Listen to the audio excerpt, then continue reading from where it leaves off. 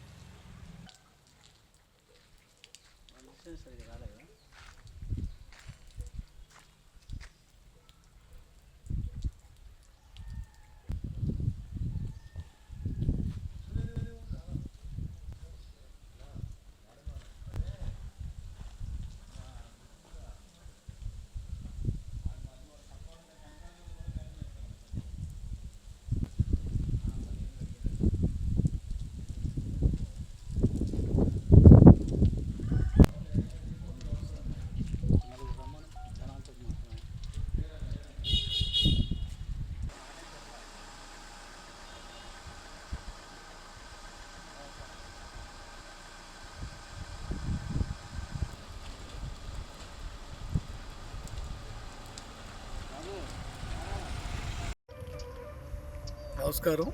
నా పేరు రావెళ్ల కృష్ణారావు. నేను ఖమ్మం జిల్లా నేలకొండపల్లి మండలం ముఠాపురం గ్రామానికి చెందిన వాసిని.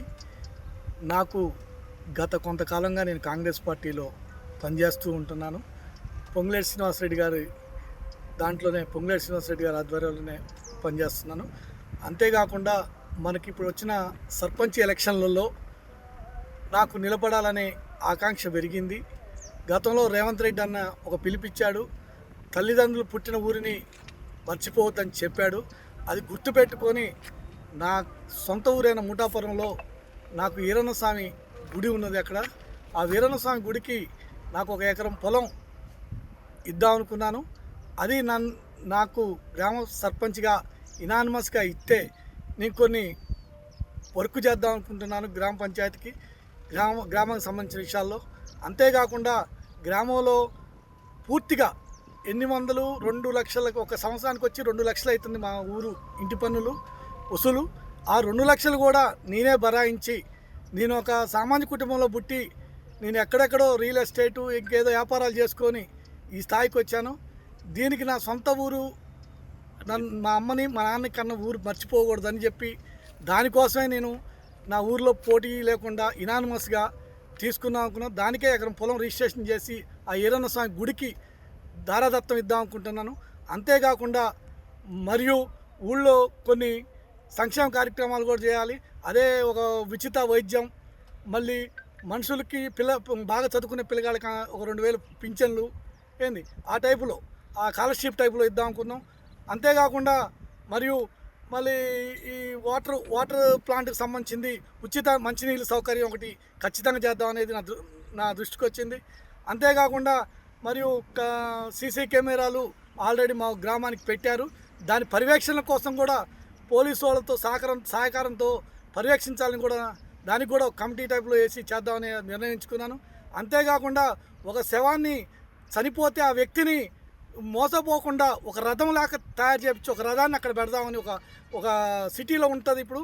ఆ సిటీలో టైప్లో ఒక రథం పెడదామనేది కూడా మా ఊరికి ముఠాపురం కింద పెడదామనేది నా ఆలోచన. అంతేకాకుండా ఇంకా కొన్ని సమస్యలు ఉండే, అన్ని సమస్యలు నేను ఏదైతే మేనిఫెస్టోలో పెట్టానో దానికి ఎప్పుడు కట్టుబడి ఉంటాను.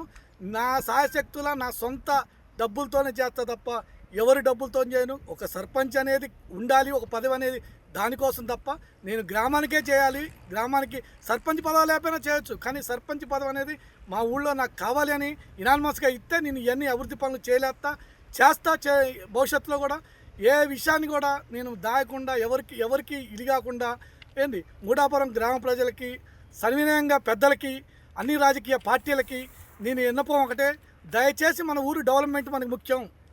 అది ఆ డెవలప్మెంట్ ఎట్లా రావాలని మన రాష్ట్రం నుంచి వచ్చే 10 లక్షలు ఇనానిమస్గా వస్తాయి. అది మన ఊరి డెవలప్మెంట్కే పెడదాం. ఎలాంటి దీని మీద సంకోచం లేదు. మీరు చిత్తశుద్ధిగా ఉన్నారు. మీరు మన మూటాపురంలో పెద్ద నాయకులు పార్టీలలో ఉన్నారు, అన్ని పార్టీలలో ఉన్నారు. బీజేపీలో ఉన్నారు, సిపిఐలో ఉన్నారు, సిపిఎంలో ఉన్నారు, టీడీపీలో ఉన్నారు, టీఆర్ఎస్లో ఉన్నారు.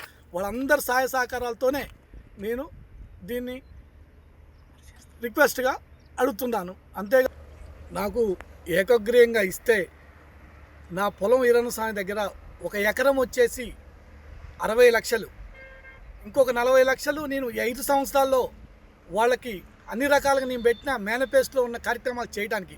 అంటే నాకు ఈ 5 సంవత్సరాల్లో ₹1 కోటి ఆ ఊరికి నేను ప్రకటిస్తున్నాను. అంతేకాకుండా ఇది నా యొక్క